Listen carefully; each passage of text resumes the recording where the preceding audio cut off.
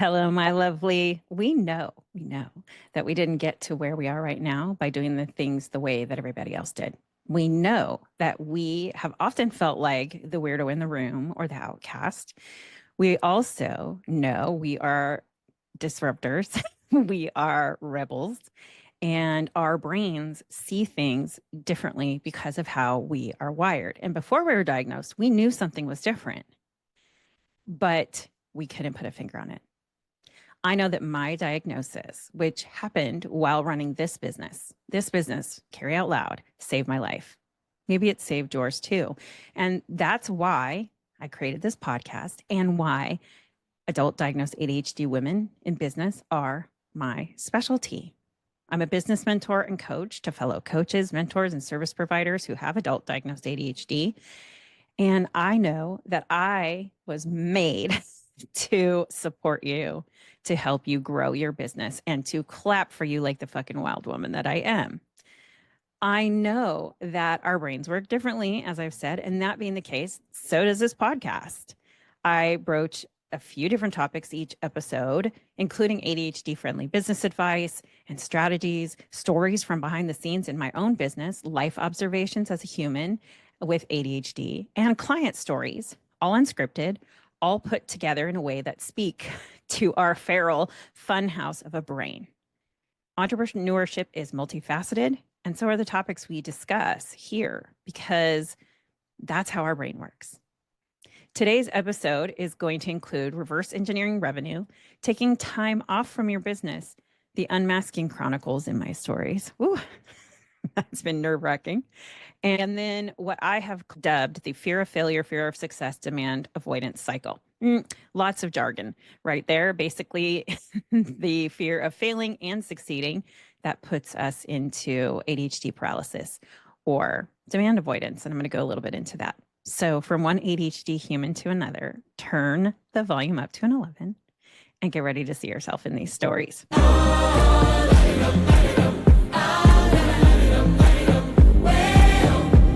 Welcome back to the ADHD Entrepreneur. My name is Carrie. I am your host. I am the chief weirdo of Carry Out Loud. And if you're new here, welcome. I am so glad you found the podcast.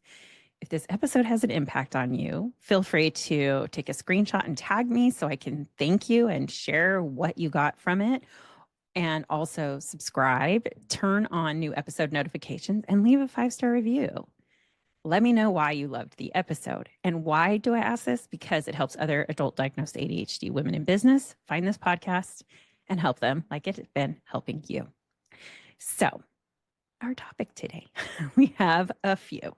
And the first one we are going to start with, the first one we're going to riff about is how to figure out how to reverse engineer your income. This is something that I am shocked. Is that, I'm really enunciating that today. Shocked. Because so many of you don't do this.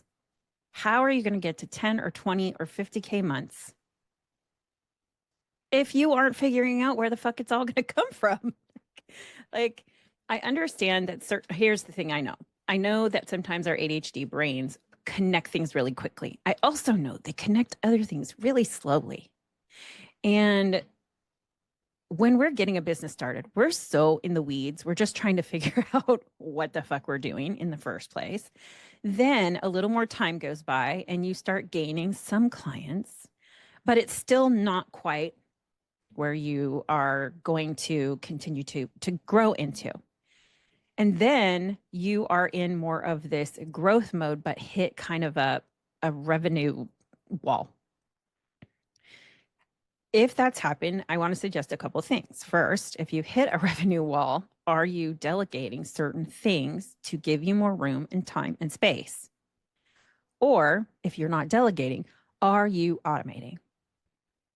If you're not doing one of those two things at this point in your business, I know for a fact you're pulling your fucking hair out. I know because I've been there. I lived that. I don't live that anymore. And so what I want to implore you to do is take a look at your offers, take a look at your offer suite, take a look at your business as a whole. Where does the income come from? Is any of it recurring? Or are you out there humping it for clients all the time? Are you out there trying to find new humans to come into your world on the regular? We need to be doing that. But do you have your offer set up in a way where you can calculate each piece of the revenue, where it will come from, and then focus on growing in that way? So, for example, this year, I am utilizing a new strategy. And that strategy is let's fucking talk. That's the strategy. So basically, my content, everything that I'm sharing is about talking to somebody and seeing which of my programs would fit, right? And so I'm revamping my programs just a little bit, nothing crazy. It's more of adding a little bonus tier in the Neurospicy Sisterhood it's more of a hybrid. So the Neurospicy Sisterhood is a group coaching program that I have. But I'm going to add a hybrid element in there because I polled my people. I asked the audience, as we jokingly say, I asked my people in my stories, what do you prefer? And I actually heard you loud and clear. You said hybrid. So I'm adding that hybrid as an element, almost more like a mastermind feel to it. But it also includes some private coaching, right? So now I have an idea of what my 3 main things that I'm going to be offering for Q1, what they are, and how much they cost. And I have calculated how many I need human beings, not even need, how many women I truly want to help. That's the reality. What is my capacity? Do you even think about capacity? Are you like, Carrie, what the fuck is capacity? Capacity is how many clients in each bucket can you handle? Are you taking on too many? Do you need to tweak your offer suite or your offers in general? Do you have consistent people coming into your world, right? So looking at these elements is important. And what it's going to do is it's going to help you create your pricing, because pricing is not about others. Funny enough, pricing is about you and your lifestyle, and in combination with, and this is fucking key, your experience. You have to have some, right? And my experience runs long. It's 25 years. And I know that not everybody has that kind of time inside of business. But I want to ask you a few questions when you're looking at your pricing. Are you considering all of your experience? If your business is solely online now, but it's been different at some point in time, that counts. That counts in your pricing. It doesn't have to make sense to anyone but your perfect fit fuck yes clients, period. I've moved more into the high ticket arena because I know that with my level of experience, what I can do, I can help women with ADHD put the pedal to the metal and really shift their business within a few months and get that change made. And then over several more months, I help teach them how to fill up those things, right? So if you haven't ever looked at your programs and figured out how much revenue you make from each program, and then take 30% out for taxes to get to that revenue that you want to obtain, it's time to do some math. Because here's the thing, even with ADHD, I know you take your business seriously. This just may be something where you've been so in survival mode for a while that you haven't looked at. But how much more calm would you be if you knew, okay, I would like to, my capacity for this program is 10 people. My capacity for this program is much larger. So that's 40 people. You know, you can figure that out, but do the math. Subtract your outgo, subtract the taxes, and see what's left over. Is that enough? If not, time to tweak. Add people, adjust pricing, etc. So I highly recommend since it's the new year, Happy New Year, by the way. Since it's that, I was just so on fire to get in here because I've been off a week for work for a week, and woo, my brain is like fire right now. It's so crystal clear. It's so good. I'm so glad I took the downtime, and I'm going to talk about that in just a second. So in 2025, maybe this is the year where you start taking a look at your income and your outgo if you haven't, or if you have, take it a little more seriously and figure out what your capacity is. Because capacity, one thing about it is, let me ask you a question. So many people want to go viral. So many people want to have something just explode and all this new business come into your world. What would happen if you got a reel or a piece of content with 100,000 views and you had a word for a specific program of yours and it was like a group coaching program, and all of a sudden you have 150 people interested in it and it's a 10-person thing? You don't have that capacity yet. Do your systems have the capacity? Does your back end run smoothly? Are all of those things set up? Because if they're not, then don't worry about going viral. Worry about getting that stuff cleaned up first. Because virality is not necessarily, well, I know for a fact, virality is not where it's at. You do not have to have a big account. You do not have to go viral. You just need to know how to speak directly to your human beings, period, full stop, and understand the revenue you're going for. Are you in for your first 10K month, 20K, 50K? It doesn't matter. Plug in the numbers. Do the math. Okay, let's pivot. I mentioned this, but taking time off. Taking time off is not optional. It is something you have to work into your business plan. And I have said this for a long time. And I have taken time off. I am using finger quotes because this is truly the first year, 2024, that would be last year, a couple days ago, that I took off from December 24th to January 2nd when I returned. I've been doing business online for almost 6 years. 5 or so of those have been in learning or coaching or mentoring, any of those arenas, right? And I have not taken time off where I'm not creating content all the time and I'm not sending out emails and I'm not doing my normal standard practices. So if you are not doing just a touch of pre-planning, and I know with ADHD, it's hard. It's now or not now, right? It's hard for us to think, okay, I'm gonna plan for this. But even if it's not your favorite fucking thing, do it. Because the relaxation and headspace that you need to let go of old things and to bring in new things, thoughts and programs and ideas and content and all of the things that go through your brain. I literally took the week, let all those thoughts go through my brain and didn't write down anything. I am the queen of, I have an idea. I'm going to write it down. I have an idea. I'm going to write it down. Content ideas, program ideas. It's like a turbo brain upstairs. It's like a Ferrari, like I mentioned in the previous Fresh episode. And we have this Ferrari and we have bicycle brakes. Do you know how hard it would be to slow a Ferrari down with bicycle brakes? It's hard. It took the first couple of days before my brain finally settled. And then I was like, oh my God, this is so amazing.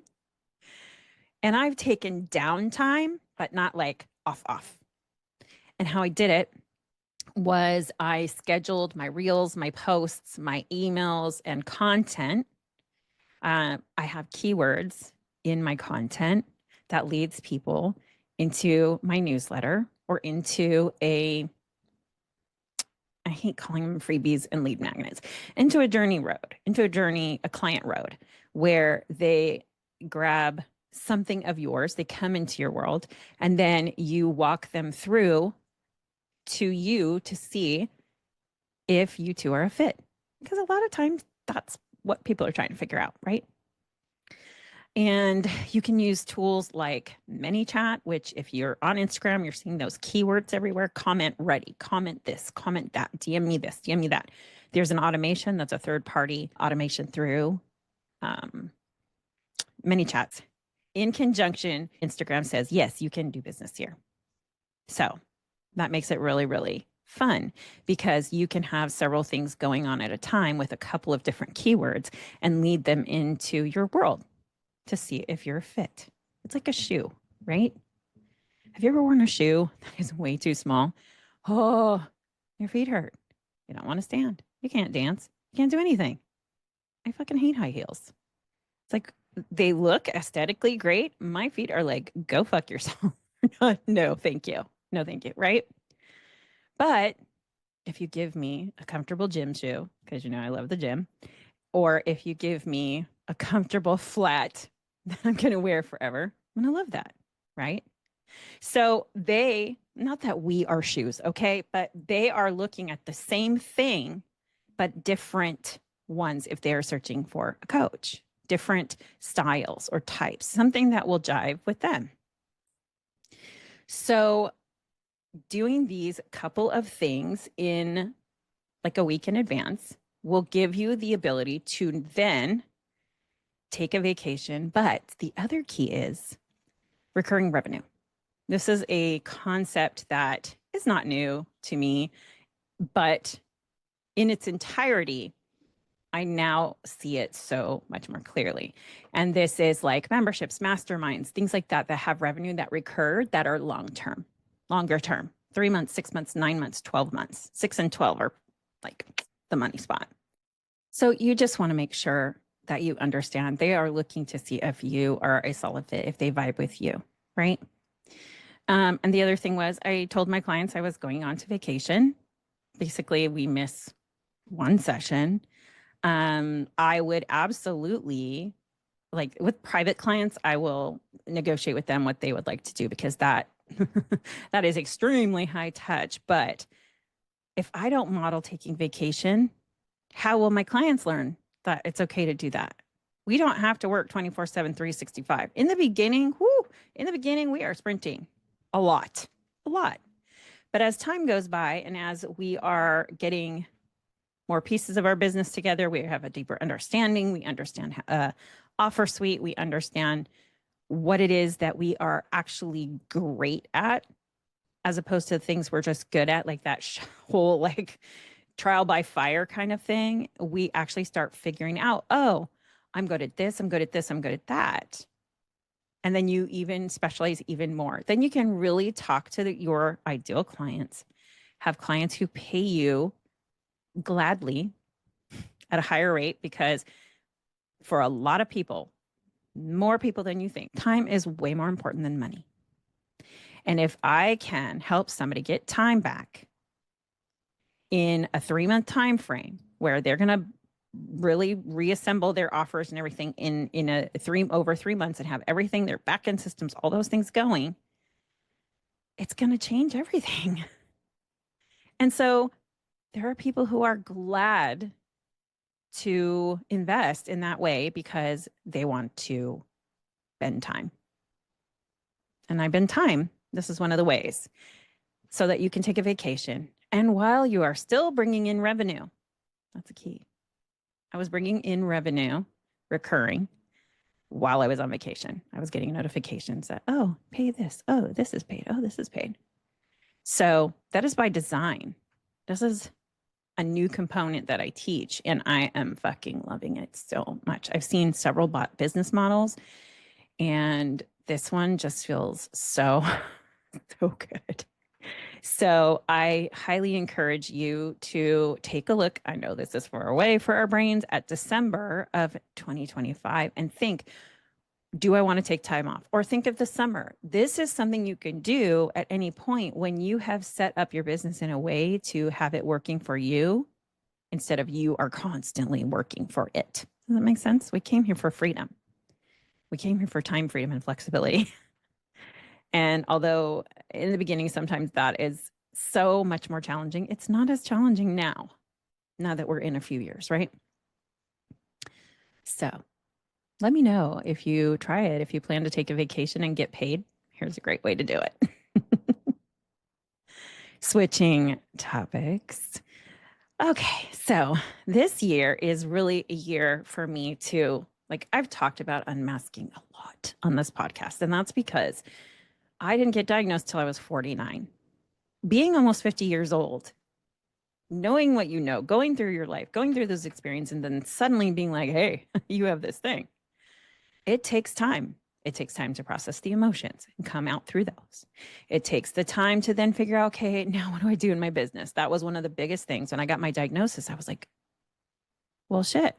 Now what? Now what do I do? Because who I was helping in my business did not line up for me. And that's why it didn't work out. Right. It's like everything I did up to that point, it was like an uphill battle. Whereas now, when I really know what I do best and who it helps most, I can just talk to them constantly. It doesn't weed out other people. You may think it does, but let me be clear. I've talked about the fact that I help adult diagnosed ADHD women in business, and I had a friend recommend her husband because he recently had an ADHD diagnosis and wants to start a business because where he is like slowly killing his mental health. So please know that by getting specific, you actually widen your net. You actually, and I don't think as people as fish, but you widen who hears you. Does that make sense?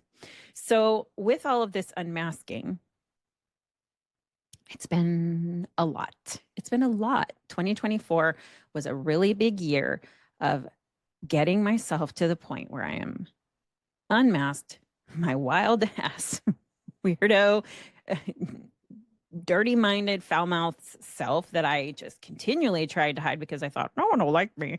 Yeah.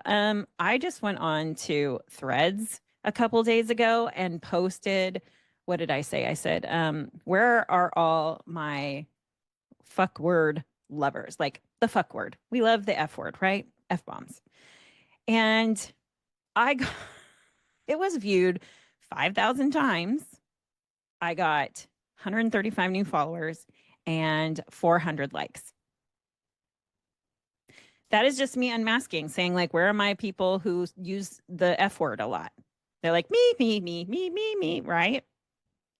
So by being more of who I have always been meant to be, but had buried so deeply and so hidden behind so many masks, I decided at the end of last year that that is not going to be happening anymore.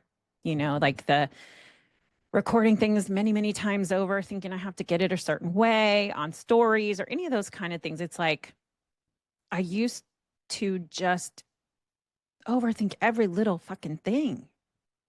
That's how our brains are made because we can see so many different ways to solve things. We also can see so many different ways in every way. So I decided that this year I'm going to just really let it all fly, which has been so fun. Frankly, setting myself free. I put this on a story yesterday. I said, I'm unfiltered, I'm unmasked, I'm free. And I wrote that and then I saved it and I looked back and I was all, ooh. I wrote it in the moment and I was like, oh man, like I really feel that way. So one of the things I chose to do, and I double dog dare you to do it as well. And if you choose to do it, let me know, please. You can contact me. My information is all in the show notes. Easy to reach me. But for 300 and for 365 days, I am posting once a day in my stories something that maybe I wouldn't have said before, or something that is unmasking for me, or telling a story, or sharing something about myself or my business or my ADHD diagnosis, something that I wouldn't have normally shared. It's very liberating. I rarely share photos or video of me that show my full body because I feel a lot of shame around it. I have back, hip, and knee pain because of it. I'm going to be getting medical help for it because ADHD is very much correlated with obesity. They are linked scientifically. And if you have questions about that, let me know because I can tell you exactly where I got that information from if you want to check it out. I'm looking at GLP-1s so I can get some of the heaviness off of my body and my bones and my joints. It will relieve the areas that have pain. I go to the gym 4 to 5 days a week. but less than I'd like. Moving my body is a huge part of my mental health care, and the gym is where many of my in-person friends are. That's good for my mental health. And there's a full body picture of me, which I rarely ever put up there because I felt shame or embarrassment. And it's like, no one gives a fuck. And if they do, they're not probably my people anyway. So it doesn't matter. And so as I've been like really shedding this and doing this over the last few weeks, it feels more free and more free and more free. And I'm able to show up more easily in my stories, in my content, everywhere, even here. So I just want you to know that even though unmasking may feel like, woo, doggy, it's also really worth it. But it takes time to get there. You may not be able to do that quickly. I know that I'm in year about to hit my 2 years of diagnosis, I believe. I have to look at my date. I think it was 2023. Yeah, 2023, 24, 25. I was 50, 49. Yeah. Mm-hmm. Words are hard. So just know that it takes some time, but it is really worth it. And you will get there. And don't try to rush the process, because I know you want to rush the process, but it's not going to let you. It will sit your ass back down when you least expect it. And it's okay, because we are resilient and we stand back up and we dust off and we go, okay, what was that about? And get curious. That is the difference between before and now. So if you are so inclined to join me on the Unmasking Chronicles, I'm doing in my stories. If you are down for doing it too, let me know. I'd love to cheer you on. And the last topic for today is something that I've been seeing a lot, and I kind of put together and I'm like, this is a thing for people. And it was for me. And so it is what I'm calling the fear of failure, fear of success, and demand avoidance connection. And what this looks like is you are afraid of failure because your past has dictated failure in certain areas. It could be work, friends, relationships, whatever. But there's failure in your history because you had an undiagnosed medical condition that fucked with your neurology. That is going to cause some issues. And you don't exactly know why. But now you know. You know it's ADHD, or ADHD is at least on your radar, and you're like, oh my gosh, this is me. So that fear of failure is something, it lives in the past based on past experiences, but it's different now. You can't compare your past to where you are now. It is entirely different. Then we get into the fear of success. The fear of success comes from the fact that maybe you haven't had massive success in your life and you don't even know what that looks like, smells like, sounds like, tastes like, none of it. Or that fear of success comes with the fact that there will be more demands on you. And maybe you're comfortable where you're at right now. Maybe you're cozy and you don't want to ruin the cadence of where you are. So you're like, it's good enough. It's good enough. Even though way down deep inside, you know, I want to do more. I want to go to another level. And this is where demand avoidance kicks in. So demand avoidance is something that happens with ADHD. It's why we're rebellious. It's part of why we could be rebellious. It's part of why we are rebels. It's part of why we are always, zigging when other people zag, right? Because we do not like demands on us. When we have demands on us, we rebel. We rebel. So now you have this cycle. You're fearing failure because of your past. You're fearing success because you either don't know what it looks like and you haven't been there, or you have a taste of it and you're like, I'm good right here. And then deep down, you're not good there. You want to do more, but how? There's one you. Then you have the demand avoidance. It's like, well, if I grow, more people will see me. More people will want something from me. I'm going to have to do more work and take more of my time. And I am already at the lid, the lid's already popping off, right? Here's what I want you to understand. The demand avoidance is stopping you from increasing your revenue, and increasing your revenue in your business, making more money, does not mean that you have to add more time to what you do. It means you have to strategize your offers to make sure that they fit with the way your brain and your schedule work so that you can avoid feeling that rebelliousness and get unstuck. Because we'll be stuck in ADHD freeze if we have too many demands on us at once, or if something's brand new and we don't know what the fuck we're doing. Or we have this demand avoidance where it's like, don't tell me what to do. But how many times have you thought, don't tell me to do what to do, but also please tell me what to do? We've all been there. We've been there. So I just want you to recognize this and be cognizant of it. Is this you? Do you have the fear of both failure and success? Now maybe you know why. Now you know why. And now that you know why, you can do something about it, right? Have somebody like myself take a look over your offer suite. Tell me what the fucking problems are that you're experiencing, the issues that you're having.